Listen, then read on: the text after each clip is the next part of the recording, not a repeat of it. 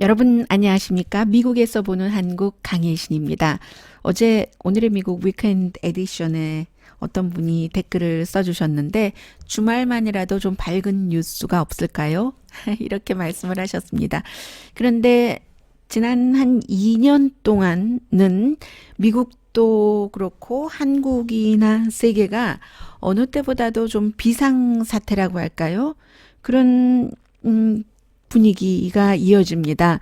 그래서 제가 이 오늘의 미국 정규 방송을 로스앤젤레스에서 진행하고 주말에는 이제 위켄드 에디션이라고 해서 주중에 일어났었던 일을 조금 추려드리고 그리고 이제 미국에서 보는 한국을 진행을 하고 있는데 원래 시작할 때는 정말로 다양한 뉴스, 뭐 꼭 다양하다기보다는 이런 정도는 미국에서 또는 이제 미국 바깥까지 그 시야를 넓힌다면은 한국에 대해서 어떻게 생각하고 있는가 이렇게 전해드리려고 했었거든요. 모든 뉴스도 마찬가지고 그런데 비상사태니까 그게 안 되고 있습니다.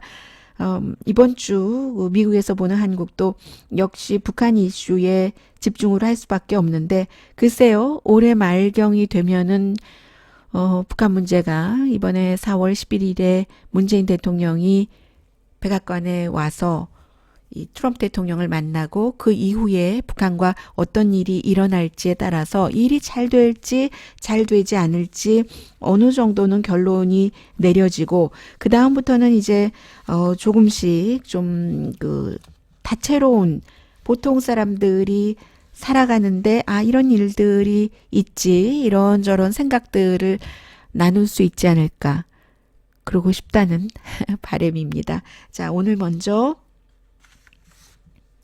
북한이 발표를 했습니다. 이 스페인 대사관을 미국에서 살고 있는 멕시코 여권을 갖고 있는 멕시코 국적이라는 거죠. 부모님이 멕시코에서 선교사를 하셨다니까요. 지금은 어디 계시는지 모르겠습니다만은 그리고 또 우리가 그런 것을 웬만하면 사실은 궁금하기는 하겠지만 여러 가지 뭔가 큰 사건의 한가운데 있는 사람과 그 주변에 대해서 사생활이 그러나 또 웬만하면 전하지 않아도 될 것을는 안 전해도 된다고 생각이 들고요.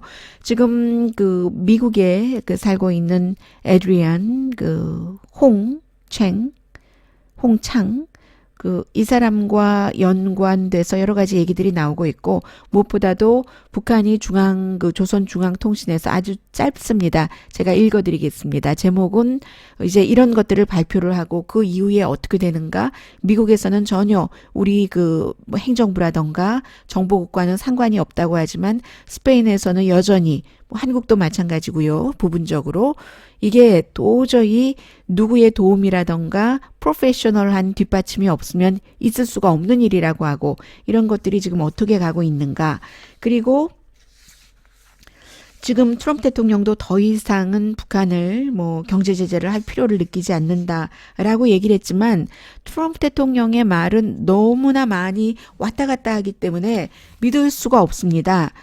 그런 부분들이요. 지금까지 싱가포르 이후 하노이 회담 이후에 얼마나 많이 미국이 말을 바꾸고 입장을 바꿨는가. 그래서 이러한 미국을 믿고 그 한국과 북한이 여러 가지 협상을 할 수 있는가 부분도 있고요.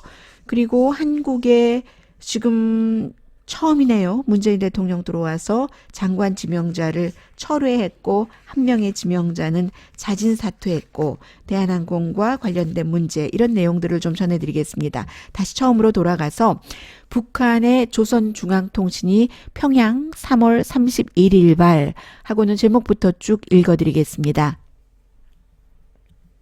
조선 외무성 대변인 에스파냐의 해당 당국이 조선 대사관 습격 사건 수사를 끝까지 책임으로 해야 한다고 강조. 제목이고요. 본문입니다. 조선민주주의 인민공화국 외무성 대변인은 최근 에스파냐 주재 우리 대사관에 대한 습격 사건이 일어난 것과 관련하여 31일 조선중앙통신사 기자가 제기한 질문에 다음과 같이 대답하였다.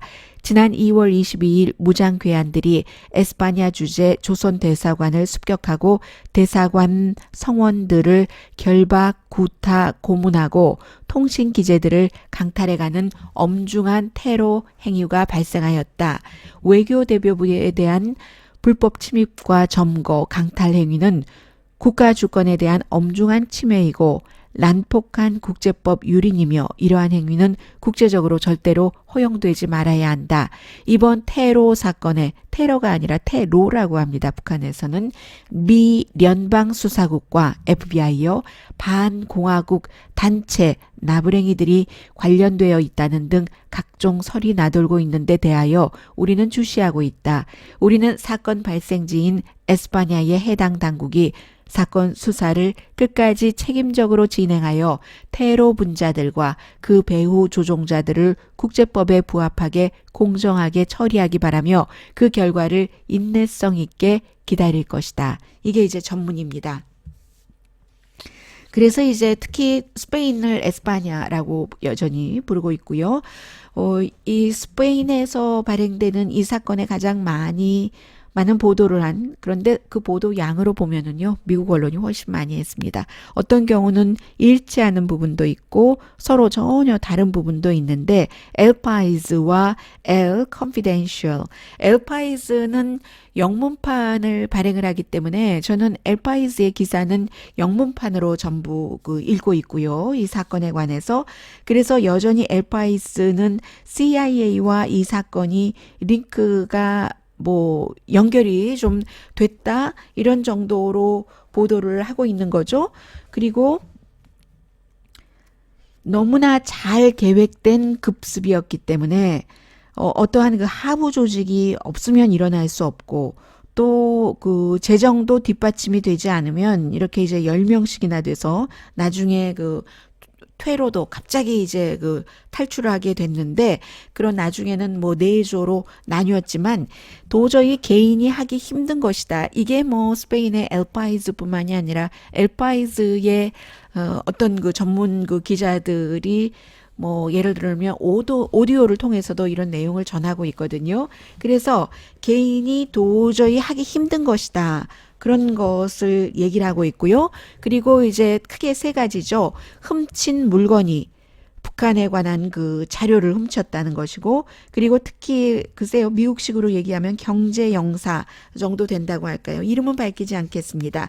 이 경제 영사를 망명을 하게 하려고 했다. 그래서 거부하니까 이 경제 영사의 그 와이프와 아들이든가요, 어린 아이까지도 그 인질처럼 잡고, 보통 이제 북한은 외교관 그 대사관에서 더군다나 이제 가족까지 함께 지낼 수 있도록 허락을 한 경우에 전부 그 대사관에서 공동생활을 하거든요. 따로따로 떨어져서 집에서 살고 있다가 출근하고 하는 게 아니라 이게 일종의 그 감시이기도 하고 서로가 서로에 대한, 그리고 이제 돈을 절약하려는 그런 것이기도 하고요.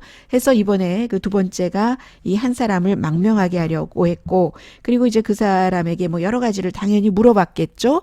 그쪽의 대사로 김혁철이 이번에 하노이 회담에 마지막으로 가담한 김혁철이 있었기 때문에, 그러다가 이제 북한이 그 핵실험하고 했었을 때 미국이 다른 나라에 모두 무슨 대사들을 추방시켜라 했을 때 그 스페인은 그 김혁철을 추방을 했었고요. 해서 3가지입니다. 뭔가 지금 그 행동을 했었던 그 자유조선 전 천리마 민방위에 따르면 아주 중요한 보물과 같은 자료, 이게 이제 북한 핵과 연관된 것이라고 보는 사람이, 그렇게 또 보고 싶어하는 사람도 있고, 그것 2번째는 경제 영사를 망명시키려고 했다. 이것은 이탈리아 대사 역시 이 경제 영사가 지금 김혁철도 잘 알고 있고 그곳에서 가장 높은 위치에서 여러 가지를 김혁철이 아웃된 이후에 담당하고 있었기 때문에, 그래서 이태리 대사 가족들이 지금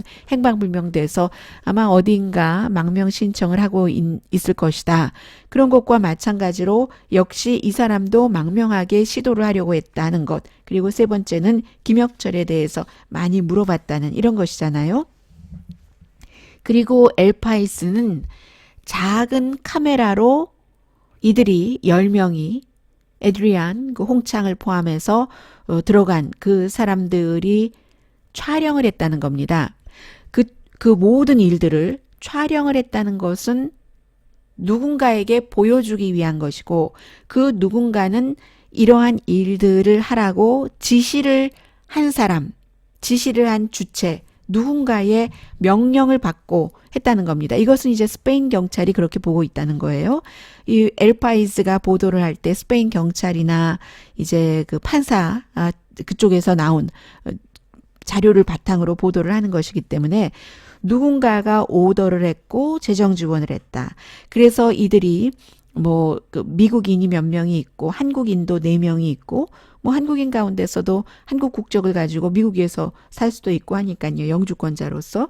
그래서 명령을 내리고 재정 지원을 한 그 주체나 사람에게 보여주기 위해서 작은 카메라로 촬영을 했다 하는 내용입니다.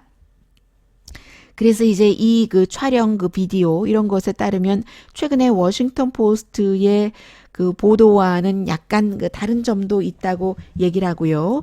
일단 뭐 국제적으로 그 체포영장이 발부된 사람이 2명이 있고 일부 침입자라고 하는데 확인된 것은 이제 2명에게 이런 그 국제적인 그 워런트를 발동을 한 거죠. 2월 22일에 일어났었던 그런 일입니다.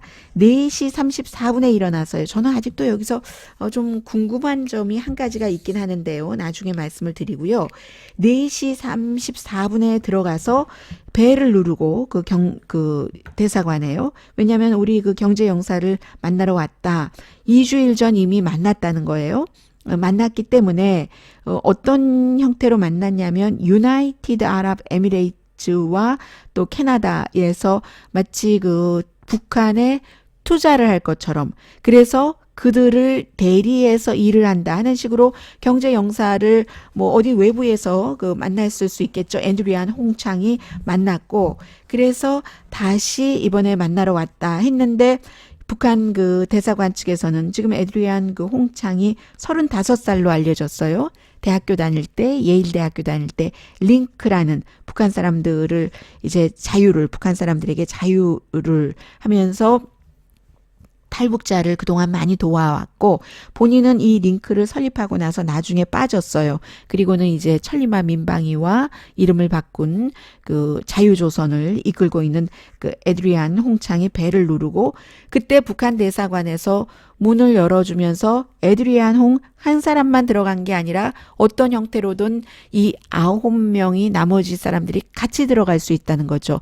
이들이 미리 스페인에 도착해서 가짜 총 무슨 철로 된 그 뭐 방망이 같이 생긴 것, 칼 같은 것을 다 가지고 있었잖아요. 같이 이제 들어간 거예요.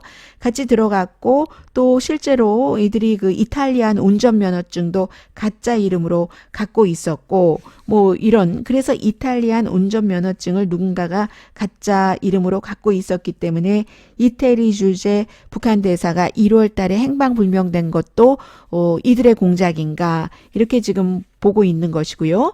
해서 북한의 핵무기 프로그램과 같은 아주 그 예민한 정보를 나중에 탈출할 때 갖고 갔다는 건데 이 사건 자체가 하노이 회담 닷새 전에 일어났는데 이 에드리안 그 홍창의 자유조선에 쭉 영어로 며칠 전에 발표된 그 성명서를 보면은 하노이 회담과 아무런 관련 없고 어떤 국가들도 우리를 돕지 않았고 다만 우리가 사건이 일어나고 닷새 뒤에 미국에서 FBI에게 이러한 자료를 전하면서 서로 비밀로 할 것을 당부를 했는데 누군가가 비밀을 새어나오게 한 것은 신뢰에 대한 배신이다. 누군가가 그것을 워싱턴 포스트에 줬으니까 워싱턴 포스트가 이들이 이렇게 해서 자료를 FBI와 공유를 했고 FBI는 해외 관련이기 때문에 CIA로 넘겼다는 어떻게 워싱턴 포스트가 기사를 쓸 수 있었겠어요? 이들은 아니라고 하니까 이들이 아니라고 하는 말이 맞다면 FBI 쪽에서 어떤 형태로든 FBI 내지는 그 주변에서 워싱턴 포스트에 자료를 준 것이라고밖에 볼 수 없고 그리고 자유조선은 영어 성명에서 우리는 그 일부 보도된 것처럼 폭력을 쓰지 않았다라고 얘기를 하지만 이 엘파이스 같은 언론은 실제로 그 아주 정교하게 어떤 감시 카메라 같은 것도 제거했다고 하거든요. 그런데 일부가 완전히 제거되지 않았기 때문에 지금 스페인의 수사 당국도 그런 것을 그 기반으로 해서 수사를 하는데, 그렇게 보면은 본인들은 절대로 무슨 때리고 뭐 이런 폭력 사태가 없었다고 하지만, 그러나 이 폭력 사태가 있었다는 것, 이런 것을 바탕으로 해서 이 신원들을 10명 가운데 7명은 현재 확인을 했다고 하죠. 스페인 당국이. 그럴 수 있었다는 것이고요. 그리고는 이제 그 경제 영사에게 자료가 어디 있는가, 본인들이 어떤 자료를 원하는지를 알고 들어왔다는 겁니다. 그러면 이 스페인 주재 북한 대사관에 그 자료가 있다는 것을 어떻게 알았는가? 거기 있는 걸 알고 그 경제 영사에게 물어봤고 김혁철에 관한 정보를 했고, 그리고는 이제 이 사람을 그 다른 방으로 데리고 가고 우리 같이 뭐 안전한 곳으로 가자. 이게 이제 망명제시잖아요. 거부하니까 와이프와 아들이군요. 아들을 인질로 잡았고 군사훈련까지 받은 것 같다. 이게 이제 그 엘파이스의 대변인입니다. 아무튼 하드 드라이브까지, 시큐리티 카메라의 하드 드라이브까지 다 그것을 망가뜨리고 일을 시행을 했을 정도로 치밀하고 또 교육을 받았다고, 훈련을 했다고, 누구에게 받은 것인지 스스로 했는지 볼 수 있는데, 그런데 부분적으로 복원을 할 수 있었기 때문에 이 폭력이 일어났었다는 것을 알았고 상당히 프로페셔널 했었다 하는 것까지 지금 계속 나오고 있어요. 해서 이들이 계획을 하지 못했던 게 하나가 있다. 그게 한 여성이, 다른 이제 대사관의 스텝의 와이프랍니다. 이 와이프가 락커룸에 숨어 있다가 이 여성이 1층인데도 창문에서 뛰어내릴 때 다쳤다고는 해요. 그래서 이제 이웃에게 소리를 쳐서 경찰이 왔다 하는 건데, 경찰이 와서 문을 열었을 때는 아주 그 침착하게 에드리안 그 홍창이 그 북한에 그 배지도 달고 문을 열어줘서 아무 일도 없었다 했었다는 거예요. 이 사건 이름이 뭐냐면은 놀란이랍니다. 왜냐면은 그 경찰 코드 네임이, 저는 놀람을 혹시 처음에 잘못 쓴 게 아닐까 했더니 뭐 명사로 쓸 수도 있고 형용사로 쓸 수도 있고 부사로 쓸 수도 있는 거겠죠. 해서 영어로 놀란이라는 게 이제 지금 그 수사하는 경찰 코드의 네임이라고 하거든요. 그래서 이 여성이 밖으로 나가서 경찰이 오게 됐고 했기 때문에 이 그룹이 계획을 변경을 했다. 더 오래 머무를 수도 있었겠죠. 그 변경을 해서 8명은 이제 그 대사관 차를 타고 두 그룹으로 나가고, 홍창과 다른 보조하는 사람은 뒷담을 넘어서 나가서 이제 숲에 무기들을 숨겼답니다. 나중에 경찰이 다 그 무기들을 찾았다는 거예요. 그리고 우버를 타고 이제 도망을 갔는데, 우버 타고 도망갈 때 무슨 트럼프였는데요. 그 자신들이 우버에 이렇게 이름을 했을 때 생각이 나지 않네요. 무슨 트럼프예요. 라스트 네임은 트럼프인데 무슨 트럼프입니다. 아무튼 생각나면 제가 말씀을 드릴게요. 그런데 그리고는 이제 이 에드리안 홍창도 호텔에 전화를 걸어서 내가 급히 파리로 가게 됐다. 그러니까 내 짐을 미국으로 붙여달라 했는데, 결국은 이게 이제 그 교란 작전인지는 모릅니다만 파리로 간 것도 아니에요. 다른 곳으로 갔다가 이제 그 미국으로 갔죠. 그렇게 해서 이 사람들이, 이 8명이 대사관을 떠난 시간이 9시 40분이라고 하거든요. 밤에. 그러면 4시 35분인가 들어갔다고 했잖아요. 대낮에. 4시 35분이었습니까? 아무튼 뭐 4:30 뭐 something 뭐 around that time. 그래서 이제 9시 40분에 나갔으면, 저는 아직까지도 풀리지 않는 건 이겁니다. 여성이 바깥으로 탈출을 해서 이웃에게 소리를 질러서 이웃이 경찰을 불러줬고, 경찰은 한번 갔을 때 에드리안 홍창이 아무 일 없다, 북한 대사관 직원인 것처럼 해서 그럼 철수를 했고, 그 사이에 시간이 몇 시간은 있었잖아요. 적어도 시작이 4시 30분이고 이제 9시 40분이라고 하니까 이 여성이 뒤늦게 그랬을 수는 있겠네요. 늦게 탈출을 오래 숨어 있다가 탈출을 했었을 수는 있겠네요. 저는 지금까지 사건이 일어나고 나서 그게 이제 제시되지 않았어요. 어떤 언론에서도 어떤 그 지금까지 조사 결과에서도 이 여성이 언제 탈출해서 경찰에 신고했는가 그 부분이 지금 그 없기 때문에 아마 maybe 일의 시작은 4시 뭐 30분 뭐 그 정도였어도 이 여성이 탈출한 게 늦은 시간이었을 수는 있겠네요. 그렇게 보면은 조금 그것이 풀어지네요. 왜냐하면 저는 여성이 일찌감치 뭐 6시, 7시 뭐 이런 때 탈출을 했다면 그 사이에 경찰이 돌아갔어도 그래도 이 여성이 있기 때문에 이 여성이 아니다. 그 안에서 어떤 일이 일어나고 있다 하고 얘기를 할 수가 있었잖아요. 그런데 아마 거의 이 즈음에 9시 40분경 그 즈음에 이 여성이 탈출을 했다면 이들이 빨리 계획을 바꿔서 그렇게 이제 두 팀은 대사관 차를 타고 가고 그리고 이제 그 주모자인 에드리안 그 홍창과 나머지 한 사람은 우버를 타고 갔었을 수 있겠네요. 네. 그렇습니다. 그렇게 된 것이고요. 그런데 이제 또 다른 것이 이들이 전혀 단독 범행이었다면 어쨌든 그 해외에 있는 다른 나라의 대사관을 습격한 거니까요. 그런데도 불구하고 정말로 대단한 그 미국의 그 변호사 사무실이요. 그 보이스 쉴러 프렉스너의 전에 또 역시 관타나모 그 미국의 국무부에서도 일을 했었던 그런 변호사를 어떻게 그 고용을 할 수가 있었는가. 자유조선의 변호사로. 그리고 그 변호사는 이 같은 행위. 왜냐하면 자유조선으로 이름을 바꾸고 나서는 아주 노골적으로 우리가 김정은 정권을 타도하겠다라고 그 얘기를 하고 있잖아요. 그러면서 김일성과 그 김정일의 그 유리 액자에 들어있는 사진까지도 막 짓밟고 하는 그런 천리마 민방위 때는 그 김정은이 김정남을 살해했다면서 김정남의 아들을 구해서 보호하고 있다 하는 것도 본인들이 밝혔고요.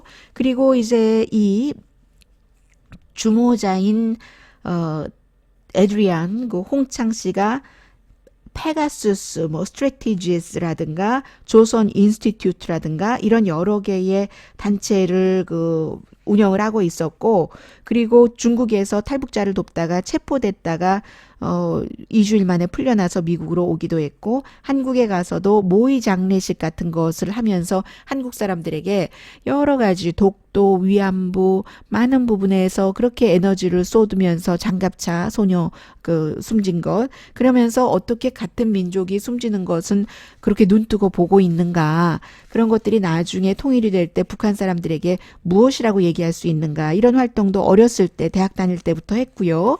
그리고 미국에서는 국가정보국이라든가 의회, 띵크탱크, 뭐 여러 연구소, 허드슨 연구소를 포함해서 구글에서도 했어요. 구글 직원들에게도 가서 50분인가요? 그 정도 북한 인권에 관해서 얘기도 하고 했거든요. 그런 액티비스트입니다. 액티비스트이고요.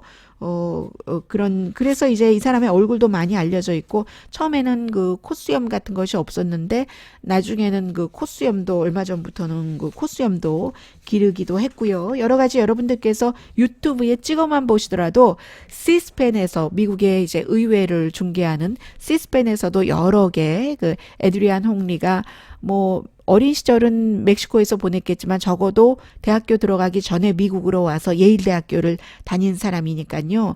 영어가 더 편할 수도 있겠죠. 영어 아주 그 자유자재로 잘하는 사람입니다.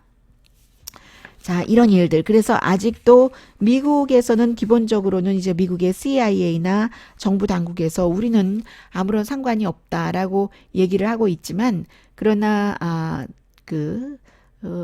스페인이라든가 여러 정황으로 볼 때는 불과 10명 정도 되는 사람들이, 물론 이 사람이 그 대학교에 들어갔었을 때 10대 말이라고 하고 지금 35살이면 그동안 이 같은 같은 계열의 액티비스트를 북한과 관련해서 15년 정도 해왔으면 그렇게 세련된 일들을 할 수도 있었을 수도 있으나, 그러나 그러기에는 무리다 하고 보고 있는 거죠. 북한도 앞서 전해드린 것처럼 본다고 얘기를 했고요.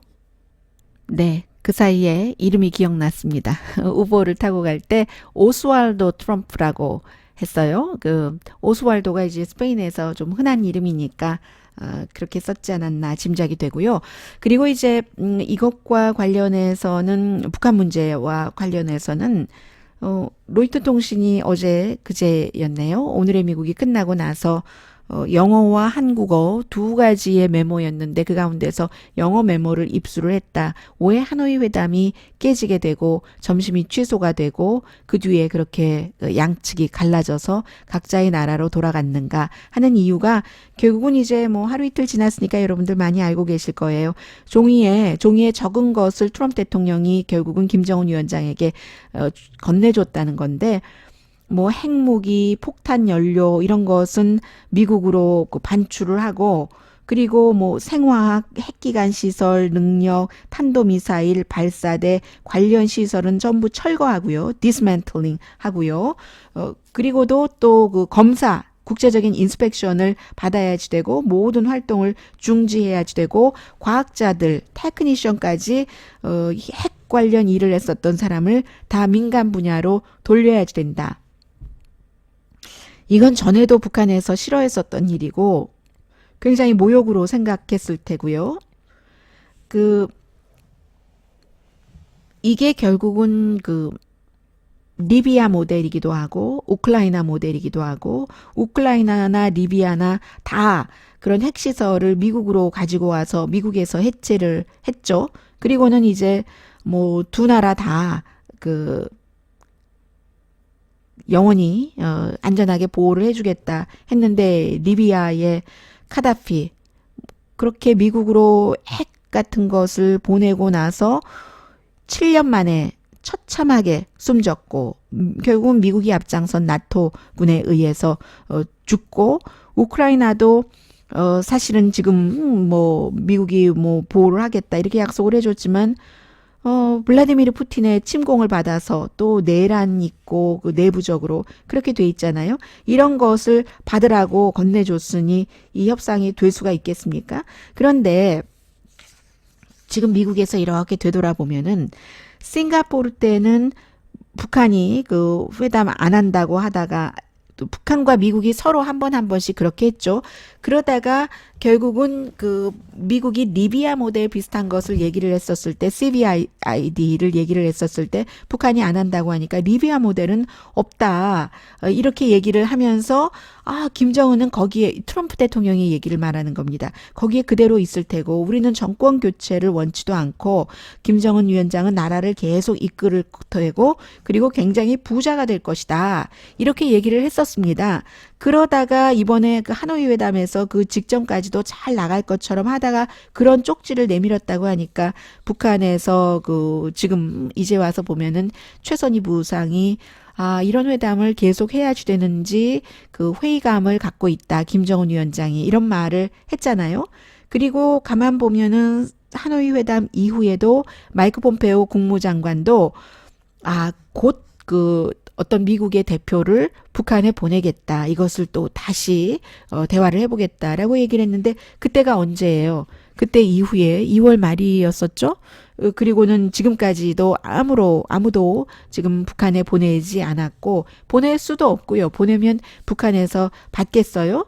그런 일들이 있고 그 사이에 이제 미국의 군사 담당자들은 한반도의 사령관 이런 사람들도 계속 트럼프 대통령이 한편으로는 군사 훈련 같은 것을 대규모 훈련 같은 것을 많이 중단하고 없애버리고 작게 만들고 이름 바꾸고 했기 때문에 북한에서 당장 어떠한 형태의 침략 같은 것이 침공 같은 것이 한국을 향해서 있는다 하더라도 전부 다 굉장히 그런 것을 감지하거나 막거나 하는 능력이 약해진 것이 사실이다. 이 로버트 에브람 한국 사령관이 그런 얘기를 했고요. 그 사이에 이제 북한은 연락사무소 딱 철수했다가 그 다음에 또 트럼프 대통령이 이 제재 없다 하니까 다시 또 오게 됐고, 그 제재도 지금 계속 말들이 엇갈립니다. 그 제재, 처음에 그 제재 없게 한다, 철회하기로 했다, 이렇게 얘기한 게 처음에는 이제 큰 막대한 제재, 이렇게 해서 중국의 두 개의 선박회사에 대한 제재가 아닐 것이다, 다시 검토하고 있는 것일 것이다, 이렇게 생각을 했는데, 그게 또 아니라잖아요. 결국은 막대한 것도 아니었고, 중국의 선박회사가 여러 가지 그 제재 규제를 어기고 북한과 어떤 교역을 하고 있으니까 그 중국 회사에 대해서 제재를 했었던 그 트럼프 대통령이 그 트윗하기 하루 전에 그것이 맞다는 겁니다. 그렇게 되는 경우는 트럼프 대통령은 거대한 그 제재를 내가 막으라고 해서 막았다, 이렇게 얘기를 했는데, 거대한 제재도 아니고, 또 트럼프 대통령이 그렇게 트윗하니까 주변에서는 마치 다른 것을 그 다음 주에 발표를 할 것처럼, 거대한 그 경제 제재가 있었을 것처럼 그렇게 수습을 해줬는데, 나중에 또 드러난 걸 보니까 아무것도 그런 것도 없었다는 거거든요. 또 이것도 또 이 말이 또 틀리는 말인지도 모릅니다. 이 정도로 이제 신뢰도는 굉장히 그 떨어지고 있고요. 또 다른 미국에서 이제 동아시아 태평양 그 차관보 지명자가 있습니다. 데이비드 스틸웨이시라는 사람이 수요일인가요? 청문회를 했거든요. 청문회에서 뭐라고 얘기를 했냐면, 그동안 북한은 미국에 충분히 속여왔다. 그리고 미국이 북한의 핵 문제를 푸는 데는 경제 제재가 결국은 열쇠다. 하노이 회담에서 김정은 위원장이 이 경제 제재에 그토록 매달렸던 것을 보면 이런 얘기를 했고요. 마이크 폼페오 국무장관도 마찬가지예요. 이 사람 청문회 끝나고 그 다음날 제재가 정말 중요하다, 이렇게 얘기를 하니까 이렇게 저렇게 말하는 것에 대해서 정말로 믿을 수가 없다는 것들이 점점 강해지는 것 같고요. 싱가포르 회담, 이제 그 1년 전으로 돌아가서 싱가포르 회담 그 2부까지만 하더라도 백악관이 맥시멈 그 경제 제재 같은 것을 얘기를 했었는데, 사실은 뭐 맥시멈 경제 제재였는지도 잘 모르겠고, 또 이제 평양과 대화가 잘 되도록 하기 위해서 제재를 중지하겠다 하면서, 그 당시에 김영철이 그 백악관에 왔었을 때 트럼프 대통령이 김영철과 본인이 뭐 등급도 다른데 안에서 뭐 40분인가요? 몇십 분 얘기를 하고 바깥으로 나와서 마중까지 하고 그 안에 들어가지 못한 북한 대표들과 함께 사진도 찍자고 하고, 또 김영철이 자동차를 타고 나가는데 그 자동차 문까지 만져주면서 굉장히 융숭한 대접을 하고, 그 뒤에 이제 기자들이 여러 가지 질문을 하는데 트럼프 대통령이 했었던 말 가운데 하나가 최대 맥시멈 압박이라는 말도 쓰고 싶지 않다라고 얘기까지 했었어요, 그 당시에. 그리고 북한 관련 제재 300개 정도가 있는데 그것도 다 뭐 풀겠다, 뭐 이런 비슷한 말도 했고요. 이 300개라는 게 말도 안 되는 게, 300가지의 북한 제재는 한 9년 반 동안, 오바마가 8년이었으니까요. 트럼프 행정부 그 당시에 그때를 다 합쳐도 300개 정도밖에 되지 않는데, 그런데 그걸 탁 뭐 풀겠다고 얘기도 하고, 뭐 내가 김정은을 만나면서 어떻게 이런 제재를 그 강하게 할 수가 있는가, 상대를 존중해야지라는 말도 했거든요. 그때 기자회견할 때 다 했었던 얘기예요. 그랬는데 결국은 300개를 다 풀어주겠다라고 얘기를 하고는 나중에 한 30개 정도, 러시아와 중국이 이제 북한과 연관해서 어떠한 일을 했을 때 그런 회사들에 대해서 제재한 것 정도 중지했고, 한 중국 은행에 10개 정도 되는 어떤 행동 같은 것을 중지하라고 명령을 했고, 그 당시에도 의회는 계속 해야지 된다 하는데 그랬습니다. 한 10배를 부풀려서 얘기를 했었던 거예요, 트럼프 대통령이. 그리고 이제 싱가포르 이후에 몇몇 가지의 작은 그 경제 제재 같은 것들이 있었고, 그로부터 이제 시간이 지나고 하노이를 이렇게 겪으면서 별로 그 북한에 대해서 대단한 제재를 했었던 것도 없거든요. 그리고 오히려 이제 12월 달에 지난해에 마이크 펜스 그 부통령, 이 마이크 펜스 부통령은 아주 특별한 때를 제외하고는 뭐 그 하느님 아버지 찾을 때 뭐 이런 때를 제외하고는 트럼프 대통령의 입이라고 해도 틀리지 않을 것 같은데, 이 12월 달에 북한에 대해서 북한의 인권을 비난하는 연설을 하기로 돼 있었는데 그 연설도 취소했고요. 그 대신에 이제 아주 작은 제재는 있었어요. 북한이 인권을 위반한다 하면서 3개 정도. 그리고 하노이 이후에 이제 트럼프 대통령의 이런 것은 존 볼튼은 지금 또 들어갔습니다. 그 하노이 회담에서 트럼프 대통령이 결국은 김정은 위원장에게 줬다는 그 메모는 결국은 존 볼튼의 마음이겠죠. 그렇긴 했는데, 그리고 하노이 회담이 끝나고 나서 하루 이틀은 존 볼튼이 반짝했어요. 그 뒤로 지금 또 쏙 들어갔거든요. 지금은 이미 특별검사로부터 러시아와의 어떤 공모도 하지 않았다, 내지는 했다는 증거가 없다라는 판정을 받았기 때문에 트럼프 대통령이 기운도 아주 좋아졌고 기분도 좋아졌고 대통령 맘대로 가는 게 지금 많습니다. 교육부 장관이 뭐 얘기하면 그거 집어치워 하고 싹 바꿔버리고 이렇거든요. 그래서 존 볼튼의 말이 안 받아들여질 수도 있다. 더군다나 이제 트럼프 대통령이 문재인 대통령을 이 백악관으로 초대를 했다는 것은 그만큼 김정은 위원장과 다시 만나고 싶다는 얘기잖아요.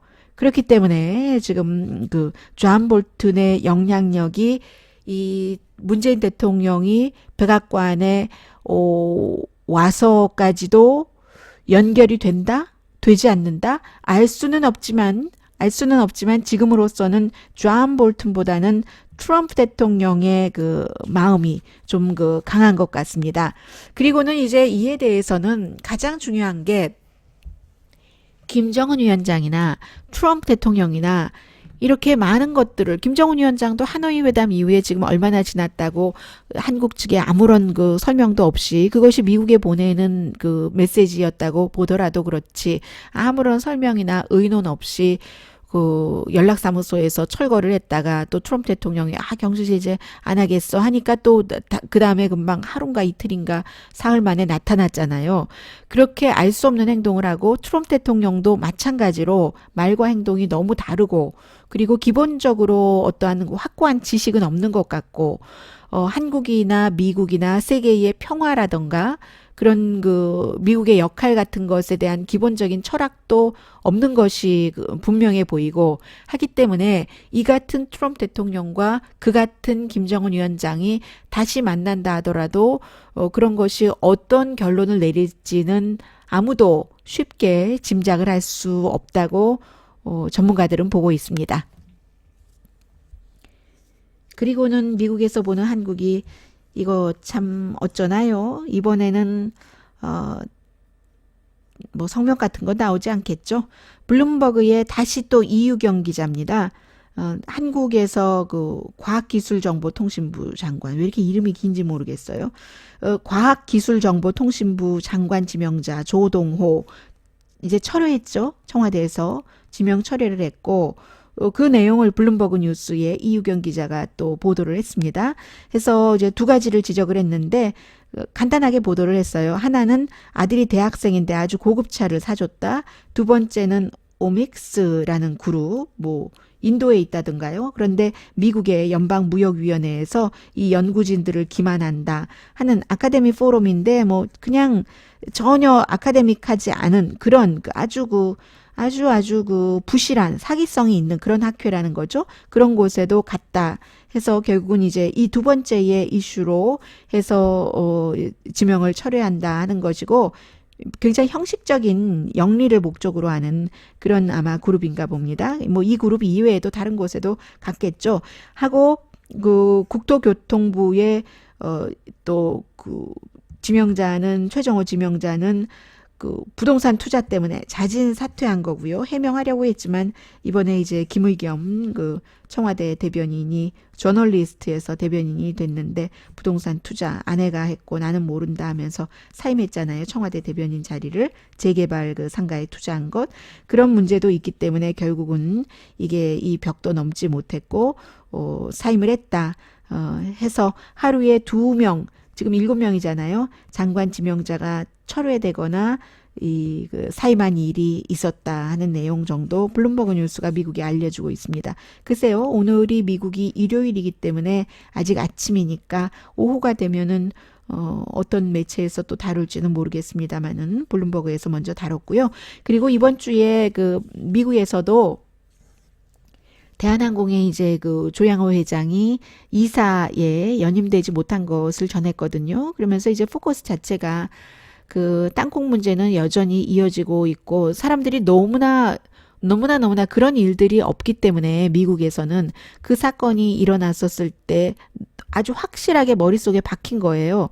그 첫 달에 그 땅콩 회항에 대해서 뭐 한국의 보수는 땅콩 회항이라고 부르는 것도 억지라고 하지만 그건 억지는 아니죠. 사실이 그 이슈 때문에 그 회항을 한 것이 사실이고 그게 또 뭐 그 승객에게 서비스를 하기 위해서 그랬다라고 얘기하지만 그 당시에 그 딸이 직함을 갖고 있었고 한 것을 보면은 뭐 다른 사람들에게 좋게 하라고 그런 행위를 그렇게 했다고만은 보여지지 않잖아요. 무릎을 꿇고 뭐 거의 그냥 뭐 이 정도만 말씀드리죠. 그렇게 돼서 결국은 그런 일들이 여기까지 오게 되는 거고 그 이후에도 뭐 둘째 딸, 엄마, 기타 등등 여러 가지가 와서 결국은 이제 이사직에 연임되지 못했는데 그럼에도 불구하고 그러면 이런 모든 그 기업의 문화가 변화할 것인가 그렇게 보기는 미국에서는 힘들다고 보고요. 너무 오랜 동안의 일이고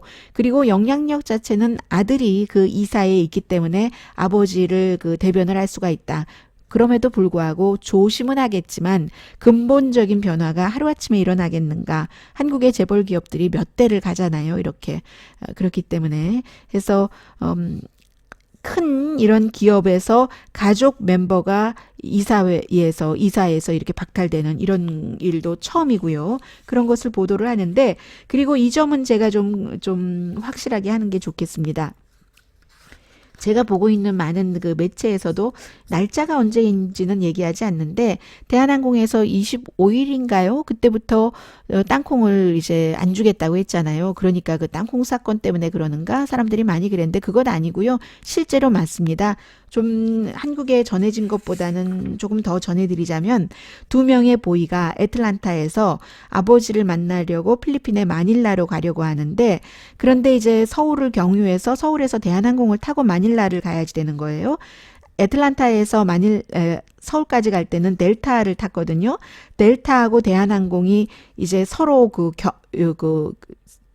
경로를 경유하는 그런 그 같이 하는 사업이 있기 때문에 그렇게 된 거예요. 해서 애틀란타에서 델타의 그 부킹을 할 때는 미국은 아주 그런 것들이 철저하잖아요.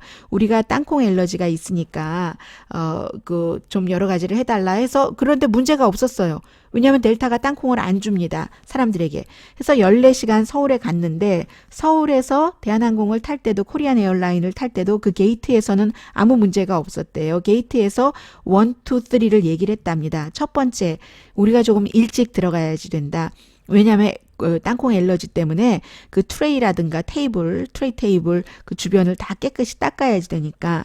그리고 두 번째는 다른 승객에게도 이 그 땅콩 넣었을 좀 주지 말았으면 좋겠다. 그리고 승무원에게도 그런 것을 알려서 우리 주변에는 땅콩을 서브하지 말아달라 해서 그 게이트에서 오케이 하고 들어갔답니다. 그런데 비행기 안에 들어갔었을 때 이게 문화적인 차이도 있을 거예요. 워낙에 미국에선 땅콩 엘러지를 아주 중요하게 다루고 또 이러한 것들이 고소 들어가면 피해가 심하니까 세심하게 배려를 하거든요. 그런데 비행기에 이 소년들이 들어갔었을 때 그 표현입니다. 제가 그 어디를 인용했는지는 todayus.com에 올려놓겠고요. 아주 냉담하게 전혀 땅콩 엘러지라는 것에 대해서 신경도 쓰지 않고 그 다른 사람들을 어떻게 그 땅콩을 먹지 못하게 하느냐 하면서 땅콩이 주변에 서브되는 것을 견디든지 내리든지 해서 이 소년들은 그게 굉장히 심각했나 보죠. 어떤 사람 죽기까지 한다고 하잖아요. 해서 결국은 그 가족들이 결국은 그 의논을 한 결과 뭐 셀폰으로 의논을 했던 어떻게 됐던 아버지를 만나러 거기까지 갔다가 14시간은 비행기 타고 서울까지 갔다가 필리핀에 가서 아버지를 만나는 대신에 애틀란타로 14시간 비행기 타고 다시 돌아왔답니다. 그래서 델타도 사과했고 우리 파트너 여행사잖아요. 코리안 에어라인. 코리안 에어라인도 앞으로 뭐 잘하겠다 하고 사과를 했는데 사우스웨스트 에어라인 같은 경우도 지금 땅콩을 주지 않고 있거든요. 미국에서 땅콩 엘러지가 너무 많아서 저는 피넛버터 젤리 샌드위치를 조금 이따 먹을 건데요. 그런데 그래서 아마 이 대한항공도 그 문제 때문에 이 땅콩을 서브하지 않게 된 것은 분명한 것 같습니다. 그러니까 적어도 이 사건이 3월 25일 땅콩 서브를 중단한 그 이전에 있었던 일이네요. 자, 오늘 여기까지 합니다. 미국에서 보는 한국 강혜신이었고요. 다음 주, 다음 주에도 아주 중요한 뉴스들이 많이 있을 것 같습니다. 영국의 블랙시트는 어떻게 되고, 문재인 대통령 이번에 미국 방문이 성공할지 모르겠고, 트럼프 대통령이 굉장히 기분이 좋고, 기운이 넘쳐나서 여러 가지 일을 공화당이 막는데도 하는데, 그런 것들의 그 결과는 어떻게 나올 것인지, 또, 특별검사의 여러 가지 그 수사 결과 발표한 것도 사람들이 미국에서, 미국뿐만이 아니겠지만 어쨌든 그 증거 우선주의잖아요. 어떤 그 reason or 증거, 이런 것들이, 심증 or passion, 열정, 이런 것보다 앞서야지 된다 하는 것을 보여주기도 했고, 그 이후에 아직까지 또 다른 조사가 많이 남아있기 때문에 어떻게 될 것인가 굉장히 다이나믹한 다음 주가 될 것 같습니다. 강혜신이었습니다.